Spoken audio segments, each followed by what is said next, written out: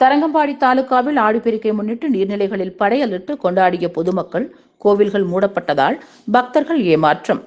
மயிலாடுதுறை மாவட்டம் தரங்கம்பாடி தாலுகாவில் ஆடி 18 ஆடிப்பெருக்கு நீர்நிலைகளில் படையலிட்டு கொண்டாடிய பொதுமக்கள். கொரோனா பரவல் காரணமாக வழிபாட்டு தலங்கள், மக்கள் கூடும் இடங்களுக்கு தடை விதிக்கப்பட்டிருந்த நிலையில், கிராம பகுதிகளில் உள்ள கிளை ஆறுகள், குளங்கள் உள்ளிட்ட நீர்நிலைகளில் பொதுமக்கள் குடும்பத்துடன் பழ வகைகள், கருகுமணி, காப்பரிசி, மஞ்சள் கயிறு, வளையல், கண்ணாடி வைத்து தங்கள் வாழ்வு வளம் பெறவும், விவசாயம் செழிக்கவும் வேண்டி படையலிட்டு அனைவரும் மஞ்சள் கயிறு அணிந்து உற்சாகமாக கொண்டாடினர். இருப்பினும் கோவில்கள் பக்தர்கள் அனுமதி இல்லாததால் பக்தர்கள் ஏமாற்றமடைந்தனர்.